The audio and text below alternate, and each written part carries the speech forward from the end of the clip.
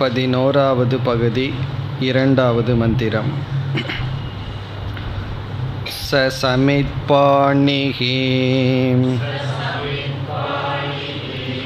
புனரேயாய தகும்க பிரஜாபதிருவாச்ச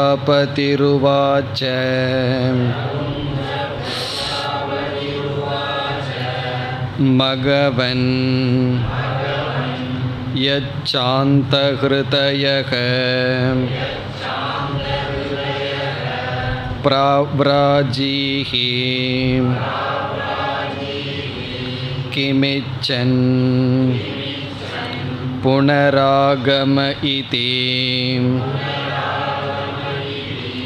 சகோவாச்ச நாக கலோ அயம் பகவஹ ஏவம் சம்பிரதி ஆத்மானம் ஜானாதி அயமஹமஸ்மீதி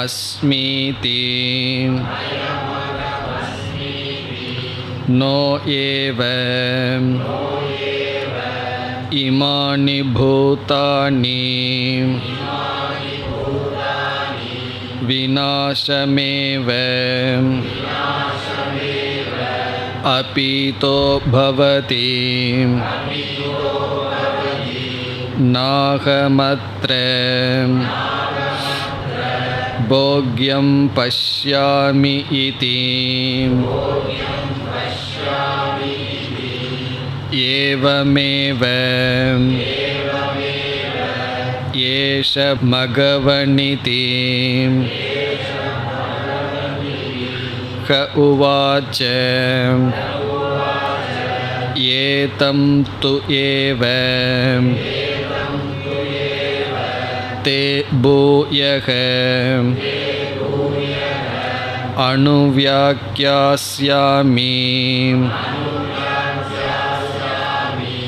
நோ ஏவ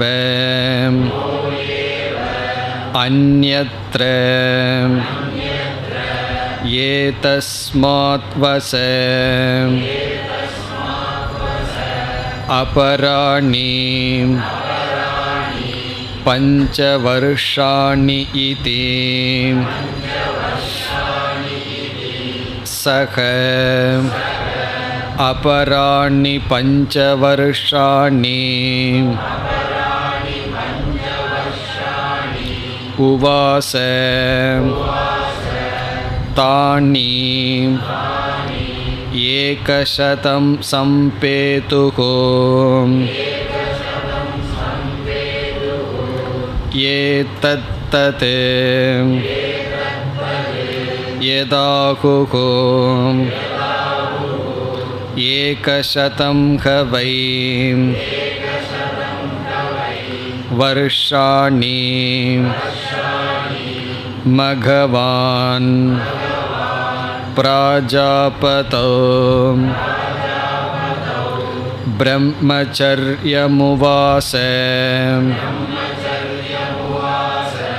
தஸ்மை ஹ உவாச்ச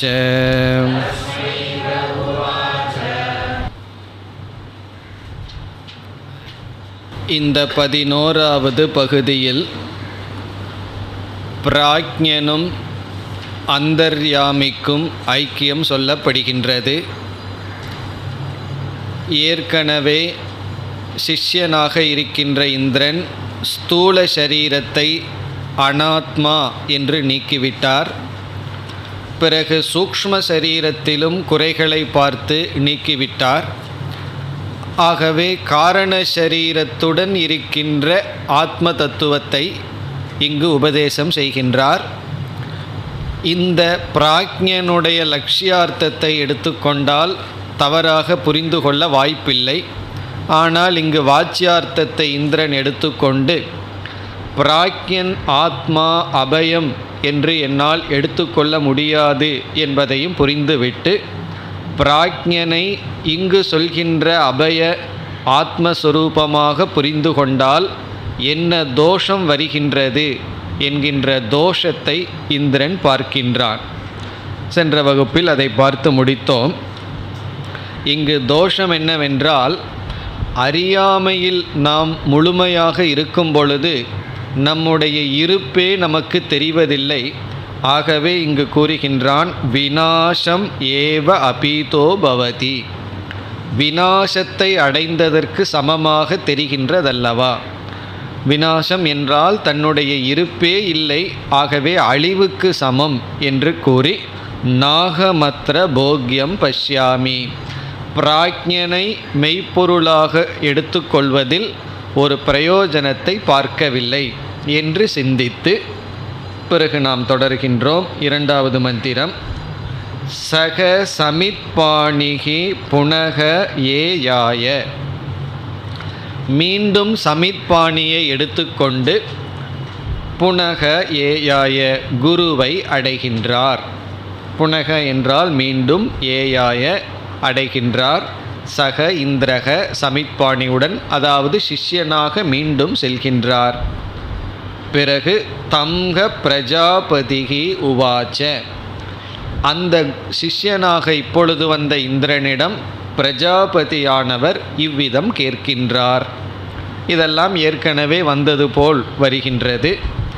மகவன் எது சாந்த ஹிருதயக பிராவ்ராஜீஹி.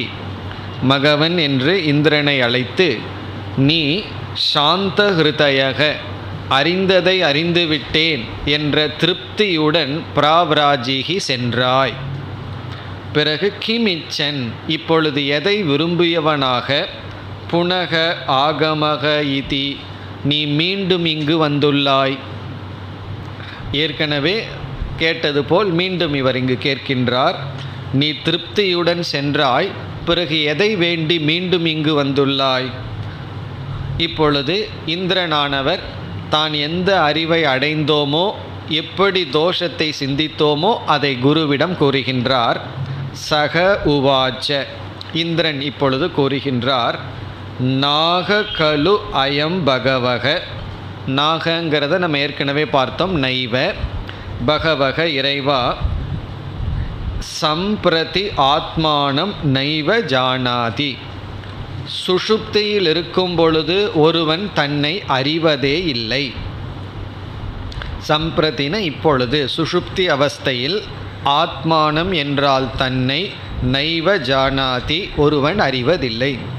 எப்படி அறிவதில்லை? அயம் அகம் அஸ்மி இதி, நான் இப்படிப்பட்டவனாக இருக்கின்றேன். அகம் என்றால் நான், அயம்னா இப்படிப்பட்டவனாக.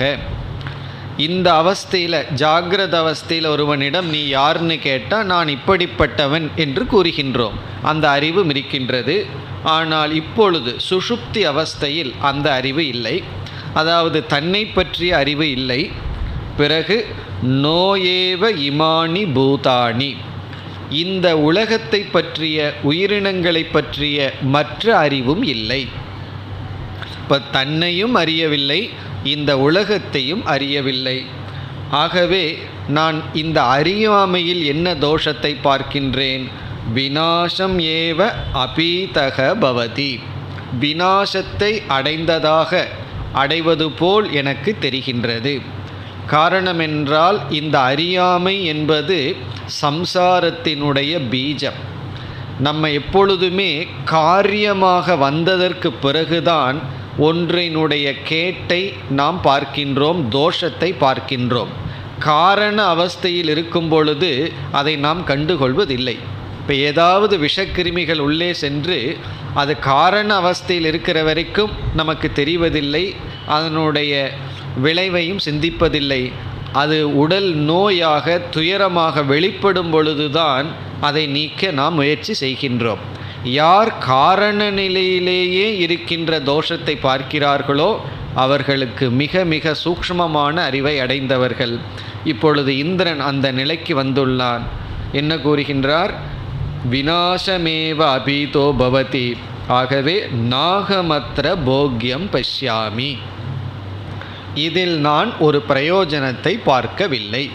இந்த அறியாமையுடன் கூடிய ஆத்மாவிடம் நான் ஒரு லட்சியத்தை பார்க்கவில்லை என்று கூற, பிறகு அடுத்த மந்திரத்தில், மூன்றாவது மந்திரத்தில் பிரஜாபதி கூறுகின்றார், ஏவம் ஏவ ஏஷக மகவன் இதி ஹ உவாச்ச. இது பிரஜாபதியினுடைய வச்சனம். ஏவம் ஏவ, சரிதான், உன்னுடைய சிந்தனையானது சரிதான், நீ சரியாக புரிந்துள்ளாய் மகவன். ஹே மகவன் இந்திரனே, சரியாக நீ புரிந்துள்ளாய். நமக்கு சரியான அறிவு இருந்தாலும் சில சமயங்களில் அதில் உறுதிப்படுத்த வேண்டியது இருக்கின்றது. ஆகவே குருவானவர் அதை உறுதி செய்கின்றார், உன்னுடைய சிந்தனை சரிதான். பிறகு என்ன செய்கின்றார்? உவாச்ச ஏதம் து ஏவ தே பூயக அனுவ்யாக்யாஸ்யாமி. நான் உனக்கு மீண்டும் உபதேசத்தை செய்கின்றேன். தே என்றால் உனக்கு, பூயக மீண்டும், அனுவ்யாக்யாஸ்யாமின உபதேசத்தை செய்கின்றேன். ஏதம் இந்த தத்துவத்தை, மீண்டும் இந்த ஆத்ம தத்துவத்தை நான் உனக்கு உபதேசிக்கின்றேன். ஆனால் ஒவ்வொரு முறையும் புதிதாக உபதேசிக்கும் பொழுது மீண்டும் சில காலங்கள் குருகுலத்தில் இருக்க வேண்டும் சொல்லி கொண்டு வந்தார். இதுவரைக்கும் 96 வருடங்கள் இருந்து விட்டார், 32 என்று. இப்பொழுது எவ்வளவு வருடம் இருக்க சொல்கின்றார்? நோயேவ அந்யத்ர ஏதஸ்மாத் வச அபராணி 5 வருஷாணி. இப்பொழுது 5 வருடங்கள் இருக்க கோருகின்றார். அபராணி என்றால் வேறு, 5 வருஷாணி வருஷங்கள், வச நீ இப்பொழுது தவம் செய்வாயாக. இந்திரன் நினைச்சார் இங்கேயும் மறுபடியும் ஒரு 32 கிடைக்குமோன்னு. போதும்னு குருவானவர் முடிவு செய்து விட்டார். காரணம் என்ன? இவன் காரண நிலையிலேயே இருக்கின்ற தோஷத்தை பார்ப்பதனால் அந்த தோஷம் நீங்க 5 வருடம் போதும். பிறகு என்ன ஆகிவிட்டது? 5 வருடங்கள் கழிந்து விட்டது. சக அபராணி 5 வருஷாணி உவாச. இந்திரனானவர் மீண்டும் 5 வருடங்கள் அங்கு என்ன செய்தார்? குருகுல வாசம் செய்தார். பிறகு 32 பல படிகளில் கடைசியில் 5ன்னு வந்திருக்கு. இதையெல்லாம் நம்ம கூட்டி ஒழுங்காக வச்சிருப்போமான்னு உபநிஷத்துக்கே சந்தேகம். அதனால் உபனிஷத்தை டோட்டல் போட்டு சொல்லுது, இவ்வளவு காலம் எத்தனை நாள் இந்திரன் வசித்தார்.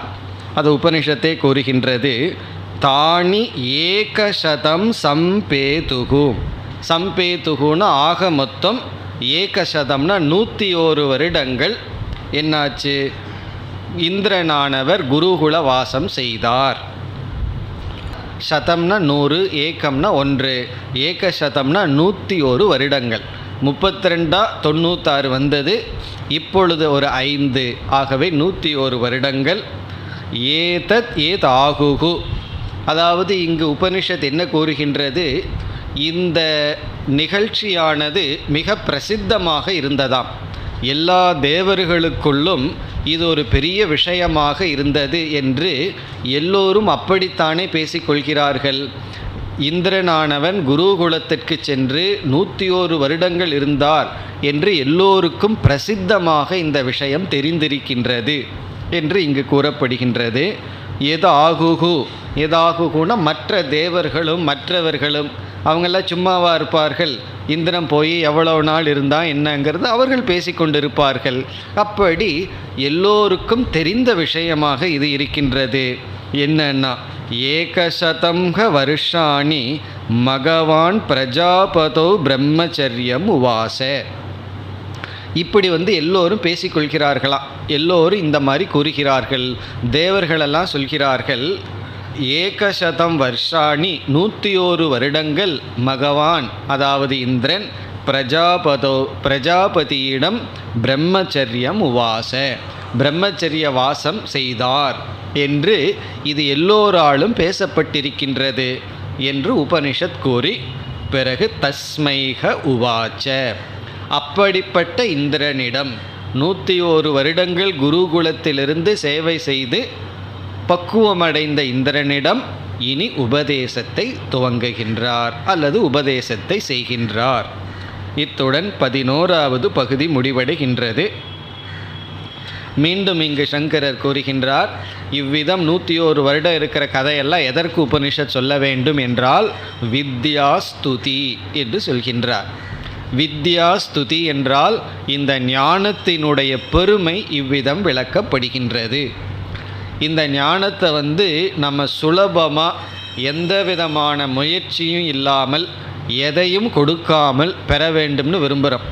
வேதாந்த கிளாஸ்ன்னு சொன்னால் முதல் கேட்குற கேள்வி ஃபீஸ் ஏதாவது இருக்கான்னு சொல்லி. காரணம் என்ன? இது ஏதோ தர்மத்துக்கு கிடைச்சா உண்டு, அவ்வளவு தூரம் ரொம்ப சீப்பாக இருக்குது அப்படி நினைக்கிறார்கள். காரணம் என்ன? இதுக்கு ஒரு ஒர்த்தே கிடையாது. பல பேர் என்ன கேட்பார்கள், இதெல்லாம் படிக்கிறதுனால தெரிஞ்சிட்டதுனால என்ன பிரயோஜனம்னு நினைக்கிறார்கள். ஆனால் இந்த கதை எதை குறிக்கின்றதுன்னா, இதற்கு விலை மதிக்க முடியாத இது அறிவு, இது அவ்வளவு சுலபமாக கிடைத்து விடாது, எந்த பொருளை கொடுத்தும் இந்த அறிவைக்கு ஈடுகட்ட முடியாது என்று இவ்வளவு வருடத்தினுடைய தவத்தினுடைய பலனாகத்தான் இந்த அறிவை வாங்க முடியும். ஆகவே இந்த அறிவை அடையணும்னா தவந்தான் தவிர, தானம் பண்ணுறது ஒரு தவந்தான், அதெல்லாம் மிக எளிமையான தவம், அதுக்கே தயாராக இல்லை. அப்படி இந்த ஞானத்தினுடைய பெருமையை புகட்டுவதற்காக இந்த கதை, இந்த அறிவு அவ்வளவு சாதாரணமான விஷயம் அல்ல என்று இந்த கதையினுடைய தாற்பயம் கூறப்படுகின்றது. இத்துடன் 3 படிகள் முடிவடைந்து விட்டது. ஸ்தூல சரீரத்துடன் கூடியிருக்கின்ற விஸ்வனை ஆரம்பித்து பிறகு அப்படியே தைஜசனுக்கு அப்படியே பிராக்ஞனுக்கு வந்தார். ஒவ்வொரு படியிலும் சரியாக புரிந்து கொள்ள வாய்ப்பும் இருக்கின்றது. காரணம், அந்த விஸ்வனை அறிமுகப்படுத்தி துவம் இப்படிப்பட்ட விஸ்வனாக எந்த ஆத்மா இருக்கின்றதோ அதுதான் அபயம் என்று கூறி அதுவே பிரம்ம, அமிர்தம் அபயம் பிரம்ம என்று ஐக்கியப்படுத்தினார். ஆனால் ஏற்கனவே ஸ்தூல சரீரத்தில் இருக்கின்ற அபிமானத்தை துறக்காத காரணத்தினால் ஸ்தூல சரீரத்துடன் கூடிய ஆத்மாவை புரிந்து கொண்டு, ஆனால் அந்த சைத்தன்யத்தை கவனிக்காமல் ஸ்தூல சரீரத்தை மட்டும் ஆத்மா என்று புரிந்து கொண்டான். பிறகு தவத்தின் பலனாக அடுத்தபடி என்று இப்பொழுது இந்திரன் காரண சரீரத்திலும் குறையை பார்த்து அந்த சரீரத்துடனும் கூடியிருக்கின்ற அறிவு சொரூப லட்சியமல்ல என்ற நிலையில் இருக்கும் பொழுது, இனி 12வது பகுதியில் மீண்டும் பிரஜாபதியானவர் உபதேசத்தை செய்கின்றார். 12வது பகுதி. மகவன் மர்த்யம் வா இதம் ஷரீரம் ஆத்தம் மிருத்யுனாம் ததஸ்ய அம்ருதஸ்ய அஷரீரஸ்ய ஆத்மனஹ அதிஷ்டானம் ஆத்தோ வை சஷரீரஹ பிரியா பிரியாப்யாம் ந வை சஷரீரஸ்ய சதஹ பிரியா பிரியயோரபகதிரஸ்தி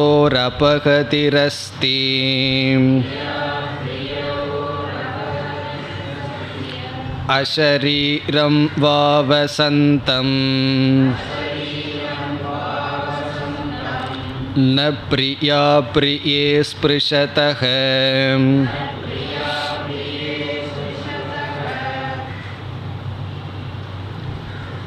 இந்த 8வது அத்தியாயத்தில் முக்கியமான பகுதி இந்த 12வது பகுதி. காரணம், இதற்கு முன் கதையில் ஆரம்பித்து படிப்படியாக அந்த படியானது முடிவடைகின்ற இடம் இந்த 12வது செக்ஷன், இந்த 12வது பகுதி. ஆகவே இது மிக ஒரு முக்கியமான பகுதியாக இருக்கின்றது. ஒரு முகவுரையுடன் நாம் உள்ளே செல்லலாம். காரியம் காரணம் என்கின்ற 2 இருக்கின்றது. ஸ்தூல சரீரத்தையும் சூக்ஷ்ம சரீரத்தையும் காரியம் என்று சொல்லப்படுகின்றது. பிறகு காரண சரீரத்தை காரணம் என்று சொல்லப்படுகின்றது. இந்த காரிய சரீரத்துடன் கூடியவன் விஸ்வனும் தைஜசனும், பிறகு காரண சரீரத்துடன் மட்டும் கூடியவன் பிராக்ஞன் என்கின்ற தத்துவம். இப்போ ஆத்மா அல்லது அறிவு சொரூபமாக ஒன்று இருக்கின்றது. அந்த அறிவு சொரூபமாக இருக்கின்றது காரியத்துடன் கூடியிருக்கும் பொழுது அது விஸ்வனாகவும் தைஜசனாகவும் இருக்கின்றது. அந்த விஸ்வனுக்கும் தைஜசனுக்கும் சம்சார அனுபவம் இருக்கின்றது. காரணம் என்னவென்றால், இங்கு மிக அழகாக உபனிஷத் கூறுகின்றது, ஷரீரமே சம்சாரம். ஷரீரம் இருந்தால் சம்சாரம் வருகின்றது. இப்போ சம்சார அனுபவம் எப்பொழுதுனா ஷரீரத்துடன் இருக்கும் பொழுது. ஸ்தூல சரீரத்துடன் இருக்கும் பொழுது ஸ்தூல சரீரத்தில் இருக்கின்ற சம்சாரங்கள், சூக்ஷ்ம சரீரத்தில் மட்டும் இருக்கும் பொழுது அதில் இருக்கின்ற துயரங்கள். இவ்விதம் சம்சார அனுபவம் விஸ்வனுக்கும் தைஜசனுக்கும் வருகின்றது. அப்படி என்றால் பிராக்ஞனுடைய நிலை என்ன என்றால், சம்சார அனுபவம் பிராக்ஞனுக்கு இல்லை. ஆனால் சம்சார அனுபவம் இல்லாததே மோட்சம் அல்ல. இப்போ இந்த ஒரு கருத்தை தான் பலர் புரிந்து கொள்வதில்லை. சம்சார அனுபவம் இல்லாதது மோட்சம் ஆகாது. காரணம் என்ன? காரண சரீரத்தில் சம்சார அனுபவம் இல்லை, ஆனால் மோட்சமும் அல்ல. இந்த யோகிகளெல்லாம் என்ன முடிவு செய்து விட்டார்கள்? சம்சார அனுபவம் இருந்தால் சம்சாரம், சம்சார அனுபவம் இல்லை என்றால் மோட்சம் என்றார்கள். ஆனால் காரண சரீரத்தில் சம்சார அனுபவம் இல்லை, ஆனால் சம்சாரத்தினுடைய பீஜம் இருக்கின்றது, அது மோட்சம் அல்ல. அதைத்தான் இந்திரனானவன் இதற்கு முன் இருந்த படியில் கண்டுகொண்டார். சம்சார அனுபவம் இல்லாத போதிலும் நான் அங்கொரு விநாசத்தை பார்க்கின்றேன். காரணம், ஒரு யோகியானவர் இந்த உலகத்தில் அனுபவம் இருக்கின்றவரை சம்சாரியாக இருக்கின்றார். காரணம், பொறாமை வருகின்றது, கோபம் வருகின்றது, மனசில் எல்லா சஞ்சலமும் வருகின்றது. இந்த உலகத்திலிருந்து விலகி கொள்கின்றார். உலகத்தையே பார்க்காமல் இருக்கும் பொழுது அப்பொழுது அவருக்கு துக்கம் வருவதில்லை. சுஷுப்தியில் நம்ம போகிறது போல இவர் என்ன செய்கின்றார்? யோக அபியாசத்தில் சமாதியில் இருக்கின்றார். அப்பொழுது உலகத்தோடு சம்பந்தம் இல்லை. அதுவரை இவர் சம்சாரியாக இல்லை.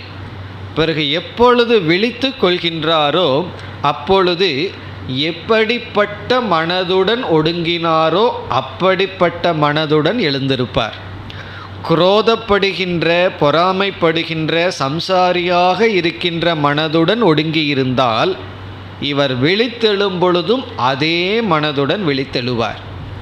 காரணம் என்ன? சுஷுப்தி போல அவஸ்தையில் மனம் ஒடுங்கி இருக்கும். விழிக்கும் பொழுது அதே மனம்தான்.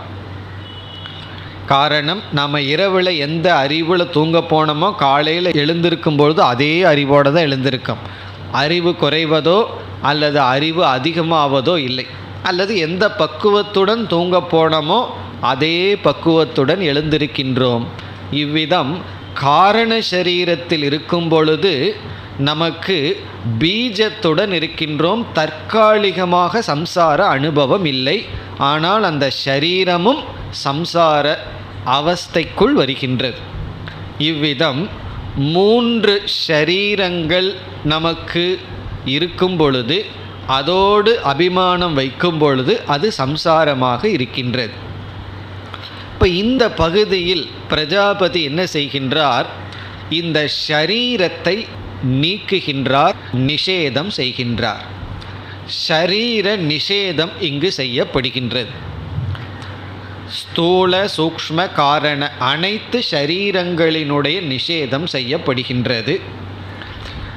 இந்த நிஷேதம் என்பது நீக்குதல் என்று சொல்லப்படுகிறது, இல்லை என்று சொல்லுதல். இப்போ இதற்கு முன்னாடி என்ன செய்தார்? ஒவ்வொரு சரீரத்தை மட்டும் பக்குவமாக நீக்கி வந்தார். இங்கு முழுமையாக அனைத்து சரீரத்தையும் நீக்குகின்றார். ஒரு கால் இதை ஆரம்பத்திலேயே செய்திருந்தார் என்று வைத்து கொள்வோம். அசுரனும் வருகின்றான், பிறகு இந்திரனும் வந்திருக்கின்றார். அப்பொழுதே சரீரத்தை நீக்கினால் அவர்களிடமிருந்து என்ன பதில் வரும் தெரியுமோ? நம்ம மாண்டூக்கிய உபனிஷத்து எடுக்கும்போது இந்த மாதிரி அடிக்கடி அப்ஜெக்ஷன் வந்துட்டு இருந்தது. அதை எப்படி அனுபவிச்சிட்ருக்கிற உலகத்தை இல்லைன்னு சொல்வீர்கள்? அஜாதிவாதத்தை நாளை ஏற்றுக்கொள்ள முடியவில்லை, உலகமே பிறக்கவில்லைன்னு நீங்கள் எப்படி சொல்வீர்கள்? நம்ம பிறந்திருக்கோம், உலகத்தில் வாழ்ந்துட்டுருக்கிறோமே என்று அப்பொழுது இந்த அப்ஜெக்ஷன் வந்து கொண்டே இருந்தது. பிறகு மித்தியா சிருஷ்டிவாதம்னு சொன்னால் அதை ஏற்றுக்கொள்ள முடிகிறதுன்னு சொல்லுவார்கள். பொய்ன்னு சொன்னால் நான் ஒத்துக்கிறேன், ஆனால் இல்லைன்னு சொன்னால் என்னால் ஏற்றுக்கொள்ள முடியவில்லை. காரணம் என்னவென்றால் அந்த வார்த்தையினுடைய முழு அர்த்தத்தை நம்மால் புரிந்து கொள்ள முடியாத மனநிலையில் இருந்தோம்.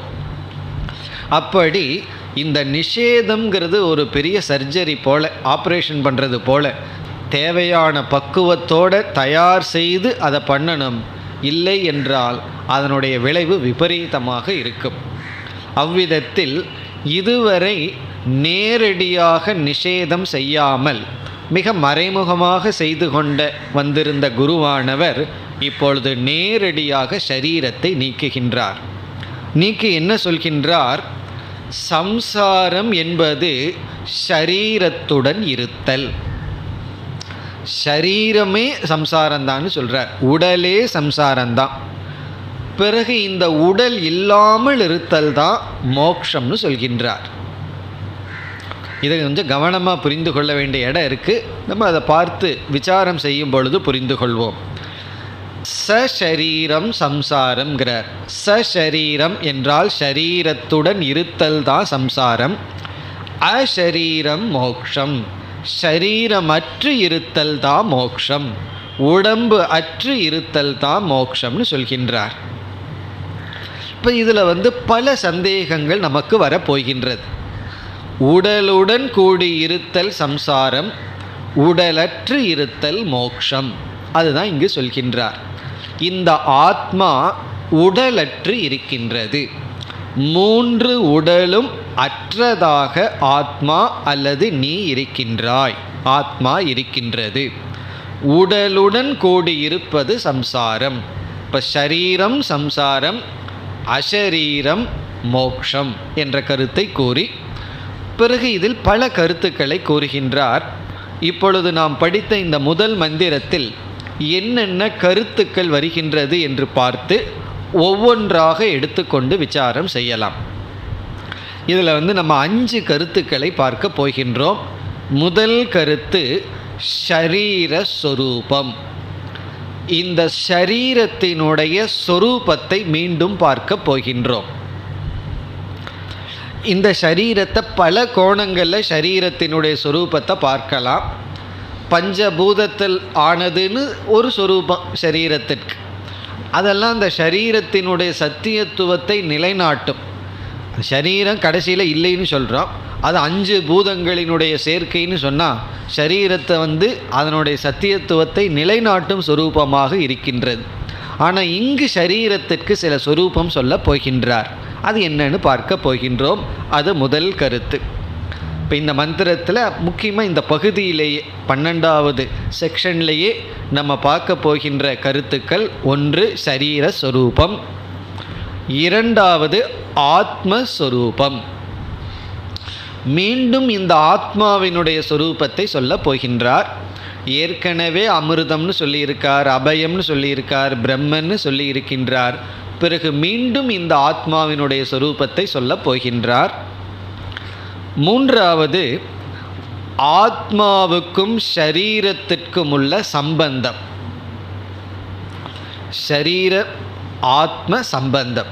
இந்த உடலுக்கும் ஆத்மாவுக்கும் உள்ள சம்பந்தத்தை நாம் பார்க்க போகின்றோம். ஷரீர சொரூபம் 1, 2வது ஆத்மஸ்வரூபம், 3வது ஆத்ம ஷரீர சம்பந்தம். இந்த 2 பேர்த்துக்கு எப்படிப்பட்ட உறவு இருக்கின்றது? யாரையாவது நம்ம அறிமுகப்படுத்தும் பொழுது ஒரு ரிலேஷன்ஷிப்போடு அறிமுகப்படுத்துவோம். இவர் என்னுடைய தந்தை, இவர் என்னுடைய மகன், அல்லது இவர் என்னுடைய ஆஃபீஸில் வேலை செய்பவர், இவர் என்னுடைய நண்பர். அப்படி ஏதோ ஒரு சம்பந்தத்தோடே நம்ம பழகி பழகி பேசி பேசி பழகியிருக்கோம். இப்போ இந்த சரீரத்துக்கும் ஆத்மாவுக்கு என்ன சம்பந்தம்? அபிமான பலம். இந்த சரீரத்தில் அபிமானம் வைக்கிறதுனால என்ன பலன் வருகின்றது? ஷரீர அபிமான பலம். இந்த உடலை நான் நினைக்கும் பொழுது நமக்கு கிடைக்கிற பிரயோஜனம் என்ன? பிரயோஜனம்னு சொன்னால் எனக்கு வேணும்னு சொல்லிடுவோம். இந்த பிரயோஜனத்தை சம்சாரம்னு சொல்ல போகிறோம். அந்த சம்சாரம் எப்படிப்பட்டதுன்னு பார்க்க போகிறோம். அந்த வர்ணனை வர இருக்கின்றது. இப்போ ஷரீர அபிமான பலம். இனி ஐந்தாவது, அதாவது மோக்ஷம் என்பது ஷரீரம் அற்ற நிலைன்னு நம்ம பார்த்தோம் ஏற்கனவே. அஷரீரம்ங்கிறது தான் மோக்ஷம்னு பார்த்துருக்கோம். ஷரீரத்துடன் கூடியிருப்பது சம்சாரம், ஷரீரமற்று இருப்பது மோக்ஷம்னு பார்த்தோம். இனி கடைசி கேள்வி, கதா ஆத்மா அஷரீரக, எப்பொழுது ஆத்மா ஷரீரமற்றதாக இருக்கிறது? கதா என்றால் எப்பொழுது, வென் ஆத்மா அல்லது நான் அஷரீரக ஷரீரமற்றவனாக இருக்கின்றேன். இந்த ஷரீரமற்ற ஆத்மா எப்பொழுது கிடைக்கும்? ஷரீரத்துடன் இருக்கிற ஆத்மா சம்சாரினா, ஷரீரம் இல்லாத ஆத்மா அசம்சாரி முக்தன்னா அது எப்பொழுது எப்படி கிடைக்கும்? அது கடைசி கருத்து. இப்படி இவைகளெல்லாம் இதில் அமைந்திருக்கின்றது. நம்ம ஒவ்வொரு பகுதியாக எடுத்துக்கொண்டு பார்க்க வேண்டும். இப்பொழுது முதல் கருத்துக்கு வருகின்றோம். ஷரீரஸ்வரூபம். அந்த ஷரீரஸ்வரூபத்தை கூறுகின்ற அளவு மந்திரத்திற்குள் சென்று அர்த்தத்தை பார்க்கலாம். பிறகு அடுத்தது ஆத்மஸ்வரூபம், சம்பந்தம், பிறகு ஷரீர அபிமான பலம், அதெல்லாம் பிறகு வரப்போகின்றது. இந்த ஒரே 4 வரி மந்திரத்துக்குள்ளே இவ்வளவு கருத்து இருக்குது. முதல் கருத்தை விளக்குகின்ற பகுதியை மட்டும் அர்த்தத்தை பார்த்துட்டு விளக்கத்திற்கு வரலாம். இப்பொழுது நாம் மந்திரத்திற்குள் வரலாம்.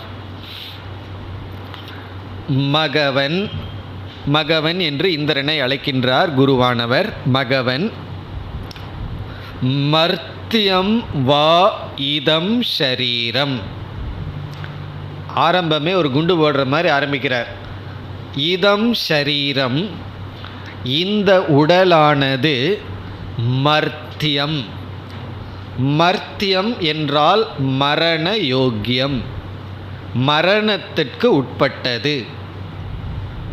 வேதாந்தம்னு வந்தாவே ஒன்றா பயம் வந்துடும், அல்லது மரணத்தில் தான் ஆரம்பிப்போம்.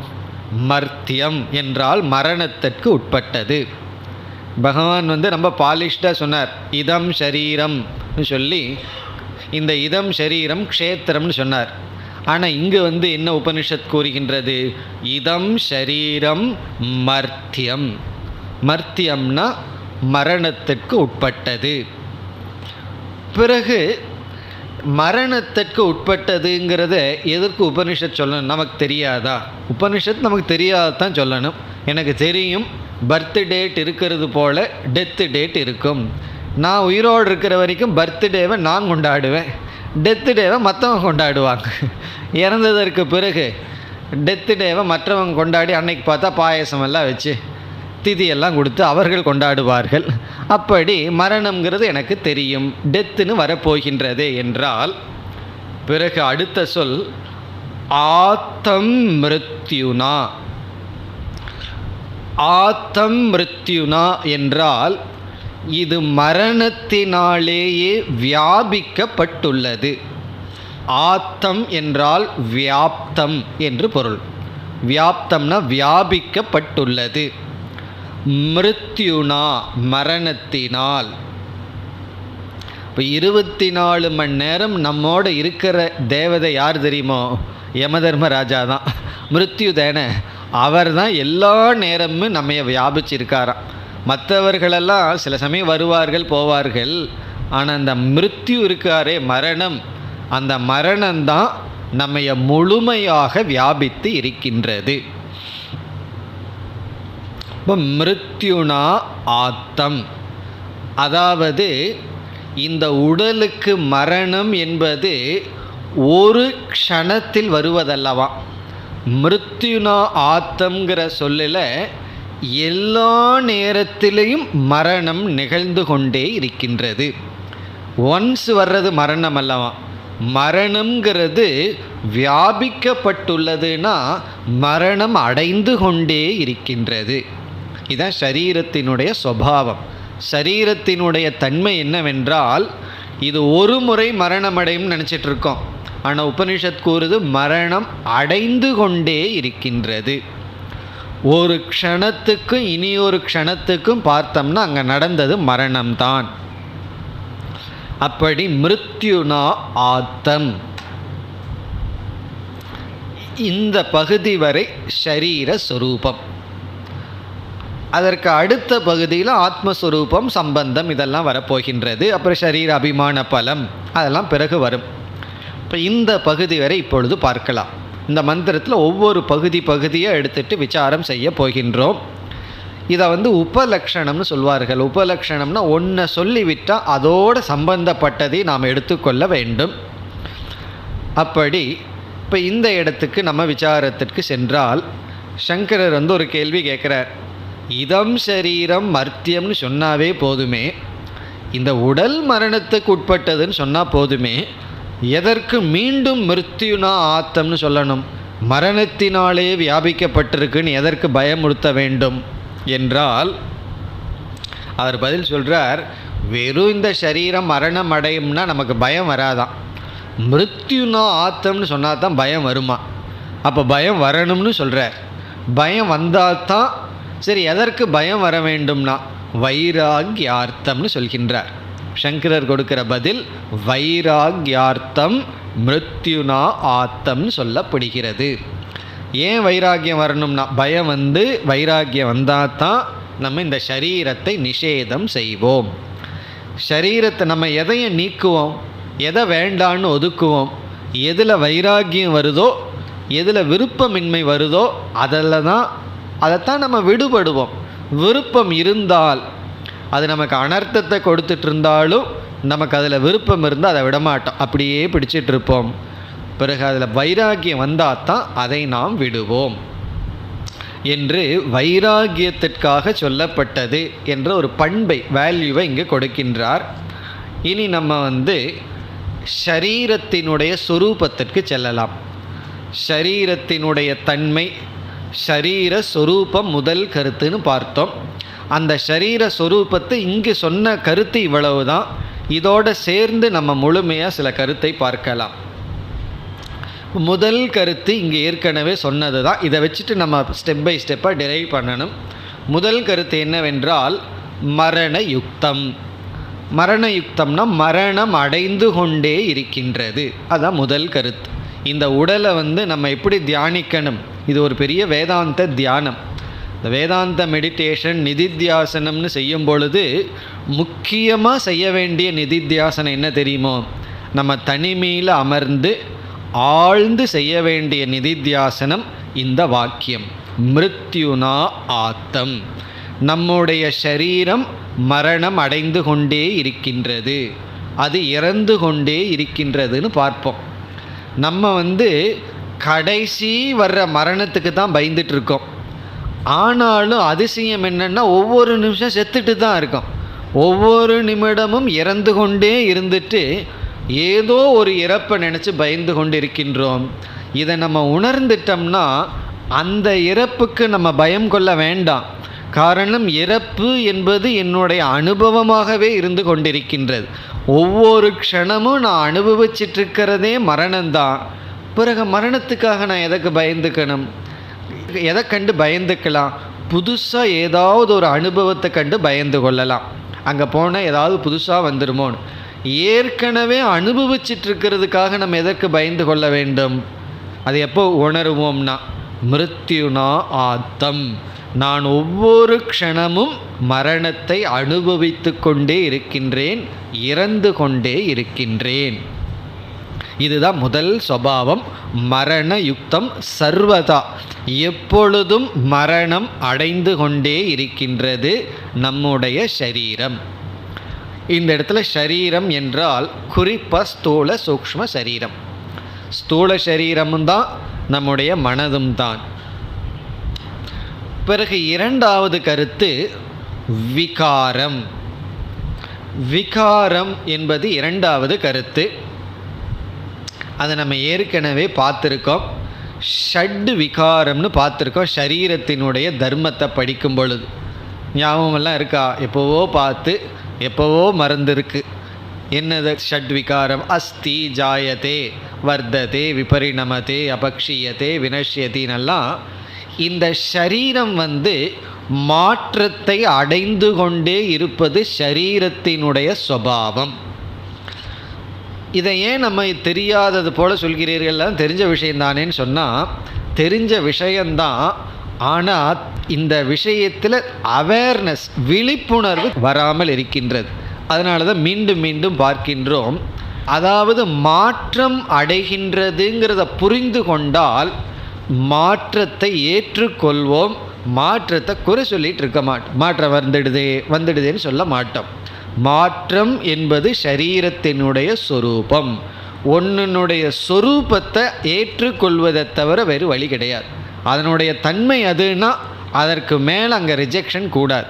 அது அப்படித்தான் என்று ஏற்றுக்கொள்ள வேண்டும்.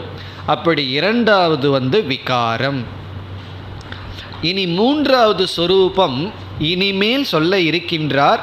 அதிலிருந்து நமக்கு கிடைப்பது இங்கு நேரடியாக சொல்லவில்லை, ஆனாலும் மிருத்யுங்கிறதுலேருந்து கிடைக்கின்றது.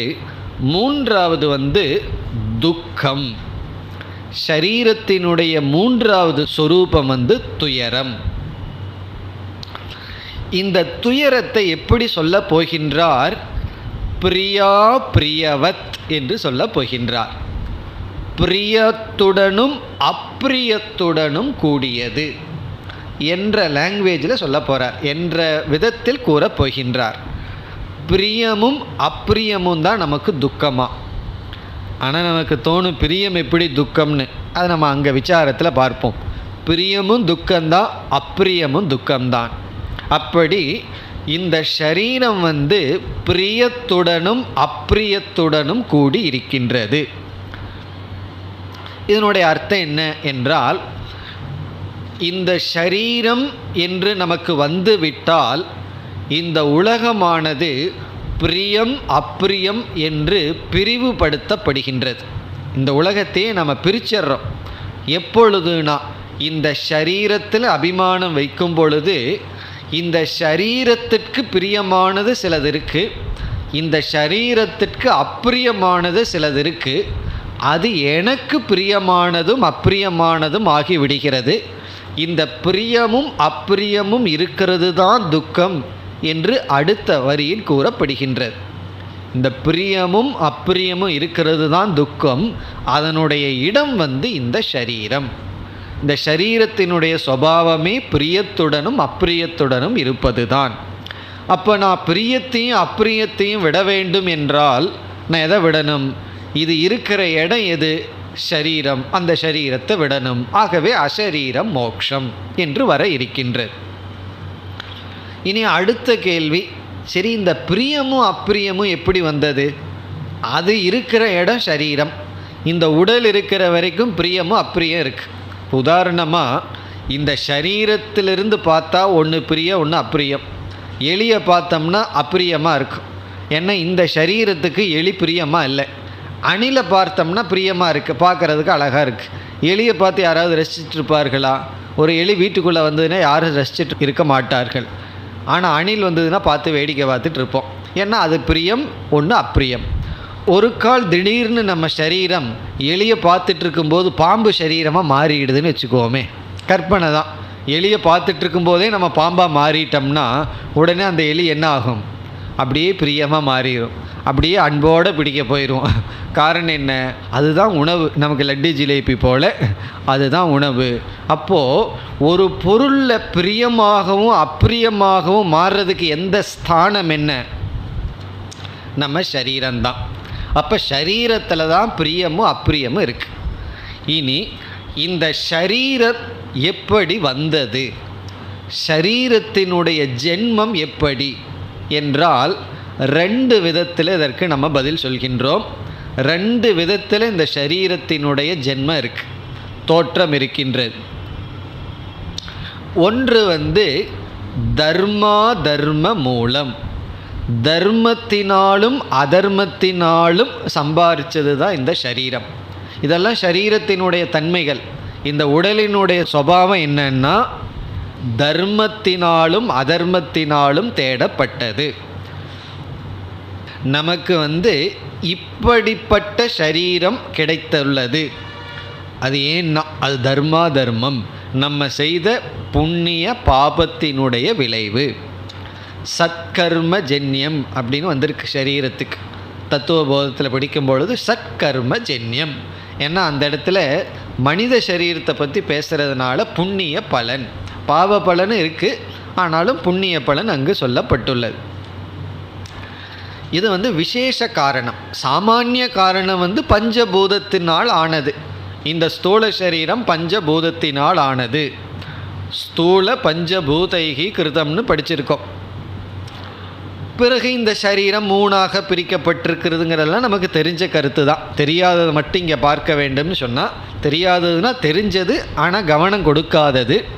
ஒன்று மரணம், மரண யுக்தம், ஒவ்வொரு க்ஷணமும் இறந்து கொண்டே இருக்கின்றது. இரண்டாவது மாறிக்கொண்டே இருக்கின்றது.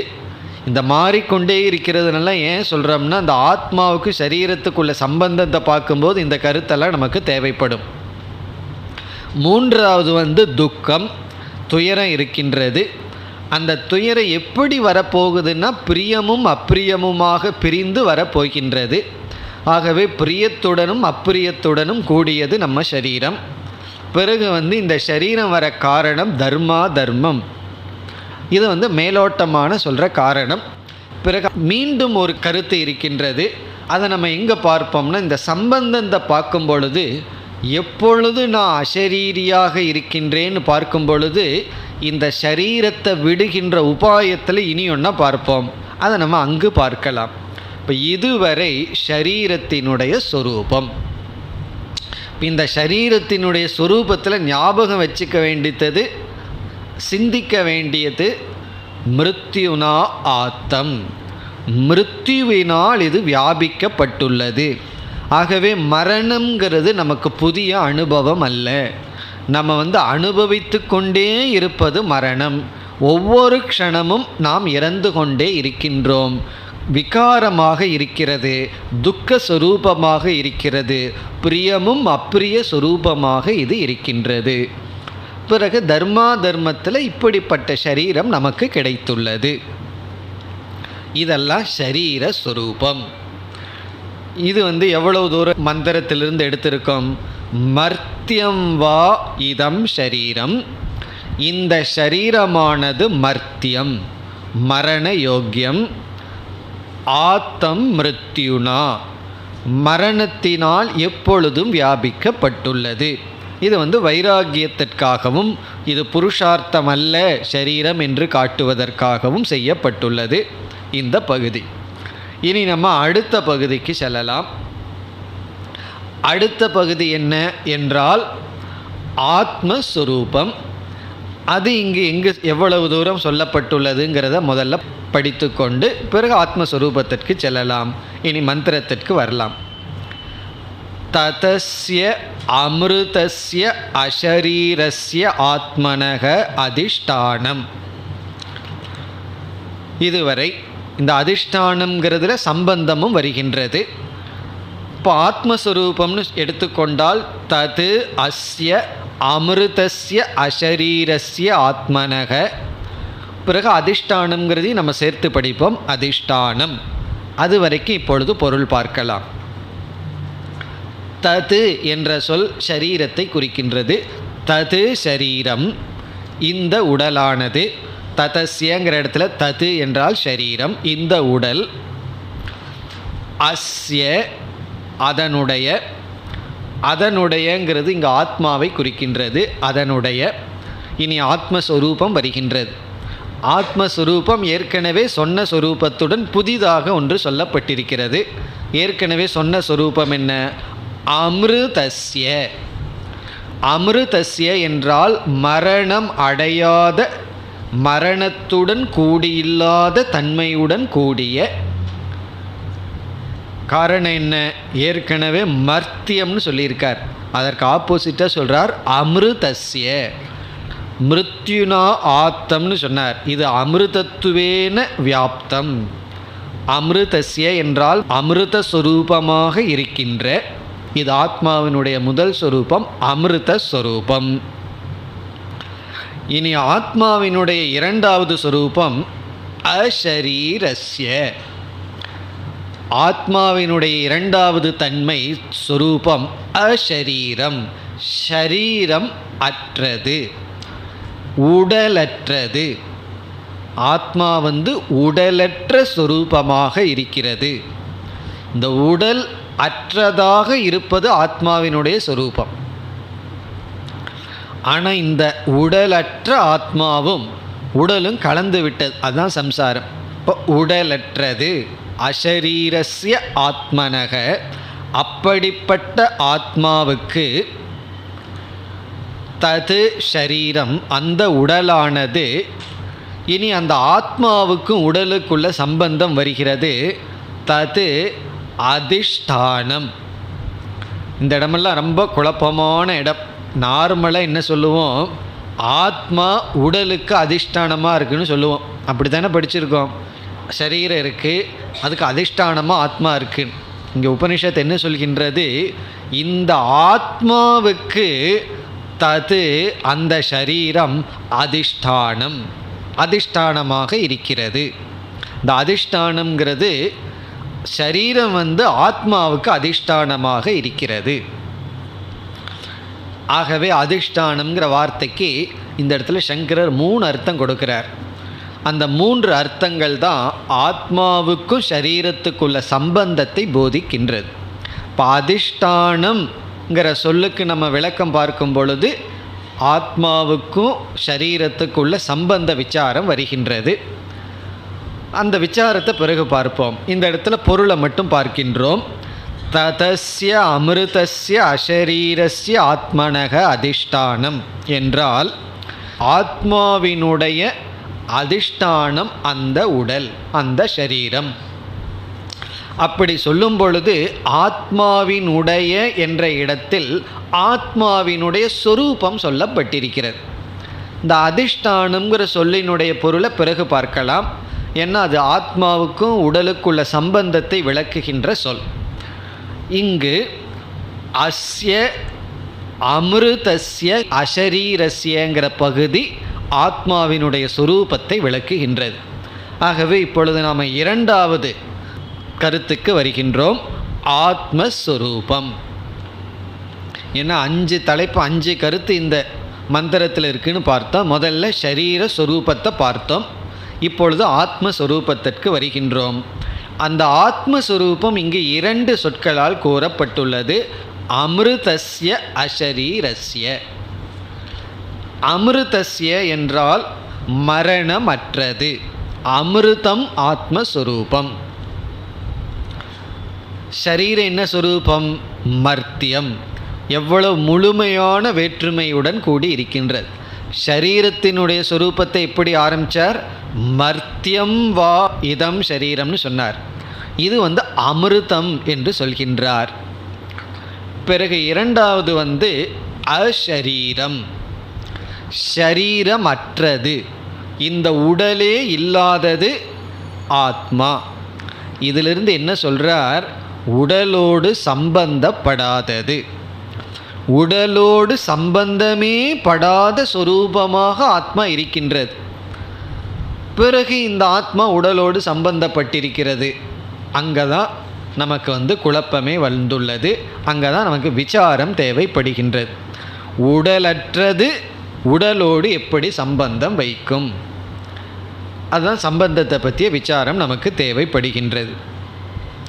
இனி ஆத்மஸ்வரூபம் ஏற்கனவே விளக்கப்பட்டுள்ளது. எப்படி என்றால் ஏதத் அமிர்தம் அபயம் பிரம்ம என்று சொல்லப்பட்டிருக்கிறது. அதெல்லாம் ஆத்மாவினுடைய சொரூபம். இப்போ ஆத்மா என்ற ஒரு தத்துவத்தினுடைய சொரூபம் அமிர்தம் என்றால் என்றுமே இறப்பு என்பதை பார்க்காதது. பிறகு அபயம் என்பது சம்சாரமற்றது, துக்கமற்றது. இப்போ இறப்பு என்பதை பார்க்கவில்லை என்றால் மாற்றம் என்பதை ஆத்மா பார்க்குமா? மரணத்தையே ஆத்மா சந்திக்காத பொழுது மாற்றத்தை சந்திக்காது. அப்போ என்ன சொல்லலாம்? அவிகாரம் என்று நம்ம பார்க்கலாம். சரீரத்தினுடைய சொரூபம் என்ன? முதல்ல பார்த்தோம் மரணம், இரண்டாவது விகாரம்னு பார்த்தோம். இப்போ ஆத்மாவினுடைய சொரூபம் அமிர்தம், அமிர்தத்துவாத் அவிகாரியம், விகாரமற்றது. முன்ன மரணம், மரணத்தன்மை இருப்பதனால் விகாரம், அல்லது விகாரத்துடன் இருப்பதனால் மர்த்தியம். இங்கு அமிர்தம், அமிர்தமாக இருப்பதனால் அவிகாரம், விகாரமற்றது. பிறகு சரீரத்தை பார்க்கும் பொழுது துக்கம்னு பார்த்தோம். சரீரம் துக்க சொரூபம்னு பார்த்தோம். இங்கே என்ன சொரூபம் சொல்லப்பட்டிருக்கு? அஷரீரம்னு சொல்லப்பட்டிருக்கு. அஷரீரம்னு சொன்னால் ஷரீரமே துக்கம் என்றால் ஷரீரமற்றது என்றால் என்ன? துக்கமற்றது. துக்கமற்றதை ஏற்கனவே அபயம்ங்கிற சொல்லில் சொல்லப்பட்டுள்ளது, அல்லது ஆனந்த ஸ்வரூபம். இப்போ ஆனந்த ஸ்வரூபங்கிறது தான் அஷரீரம்ங்கிற சொல்லில் குறிப்பிடுகின்ற கருத்து. ஆனந்த ஸ்வரூபம். இதெல்லாம் நமக்கு தெரிஞ்ச விஷயந்தான். ஆனாலும் இதெல்லாம் சேர்ந்து அந்த சம்பந்தத்தை பார்க்கறதுக்கு இந்த விஷயத்தை ஞாபகப்படுத்தி கொள்ள வேண்டும். என்னென்ன விஷயம்? ஷரீரமற்றது, அது ஆனந்த ஸ்வரூபம். பிறகு மாற்றமற்றது, பிறகு அமிர்த ஸ்வரூபம், சத் ஸ்வரூபம், சர்வதா எப்பொழுதும் சத்தாக இருப்பது. இது ஆத்மஸ்வரூபம். இனி இப்படிப்பட்ட ஆத்மாவுக்கும் இப்படிப்பட்ட சரீரத்திற்கும் சம்பந்தத்தை முதல்ல பேச முடியுமாங்கிறதே ஒரு கேள்விதான். ஆனாலும் பேசி ஆகின்றோம். அந்த சம்பந்தம் இங்கே அதிஷ்டானம்ங்கிற வார்த்தையில் சொல்லப்பட்டிருக்கிறது. இந்த அதிஷ்டானம்ங்கிறது சாதாரணமான அர்த்தத்தில் இங்கு பயன்படுத்தப்படவில்லை. சாதாரணமாக அதிஷ்டானம்னா ஆதாரம். இங்கு வேறு சில அர்த்தங்கள் எல்லாம் கொடுக்கப்படுகின்றது. சங்கரர் அதிஷ்டானம்ங்கிறதுக்கு 3 அர்த்தம் கொடுத்து பிறகு சம்பந்தத்தை விளக்குகின்றார். அந்த சம்பந்தம் சுருக்கமாக நம்ம ஏற்கனவே பார்த்த சத்திய மித்யா சம்பந்தம்னு வரப்போகுது. ஆனால் அந்த சம்பந்தம்ங்கிறது என்னவென்றால், எந்த ரெண்டுக்கும் சம்பந்தமே நடக்காதோ அந்த ரெண்டுக்கும் சம்பந்தத்தை பண்ண வைக்கிறது தான் மாயைன்னு அர்த்தம். மாயை என்ன பண்ணுதுன்னா, எது நடக்காதோ அதை நடக்க வைக்கிறது தான் மாயை. அது என்ன சம்பந்தம்ங்கிற 3வது விசாரத்திற்கு வர வேண்டும். அடுத்த வகுப்பில் பார்ப்போம். ஓம் பூர்ணமத பூர்ணமிதம் பூர்ணாத் பூர்ணமுதச்யதே பூர்ணஸ்ய பூர்ணமாதாய பூர்ணமேவாவசிஷ்யதே. ஓம் சாந்தி சாந்தி சாந்தி.